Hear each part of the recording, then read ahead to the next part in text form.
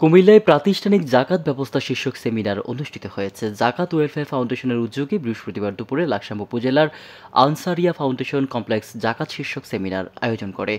সেমিনারের প্রধান অতিথি হিসেবে বক্তব্য রাখেন জাকাত ওয়েলফেয়ার ফাউন্ডেশনের উপদেষ্টা ডক্টর রশিদ আহমেদ হোসাইনি।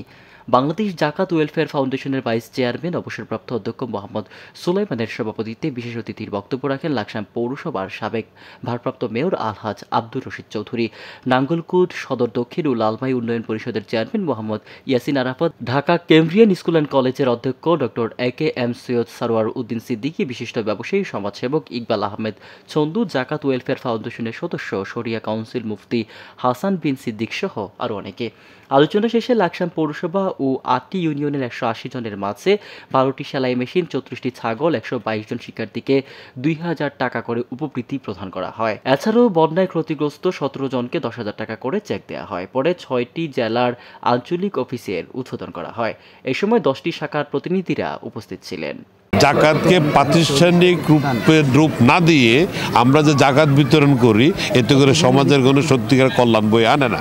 যতক্ষণ পর্যন্ত আমরা জাকাতকে প্রাতিষ্ঠানিক রূপ ধারণ করে সুষ্ঠু বিতরণ করতে না পারবো, অতক্ষণ সমাজে কোনো সুষ্ঠু সমাজ বাংলাদেশে গড়ে উঠবে না। তাই জাকাত ওয়েলফেয়ার ফাউন্ডেশন মনে করে এই বাংলাদেশের মুসলমানদের ঈমান আকীদা রক্ষার জন্য, পরকালের মুক্তির জন্য জাকাতকে একটি প্রাতিষ্ঠানিক রূপ দিয়ে যেন মানুষের দ্বারা দ্বারে ধনবানদের থেকে জাকাত কালেকশন করে গরিবের মধ্যে সুষ্ঠু বন্টনের মাধ্যমে জাকাতে প্রাতিষ্ঠানিক রূপ দিতে চাচ্ছে। কুমিল্লা থেকে মঈন নাসের খান, আমার বার্তা।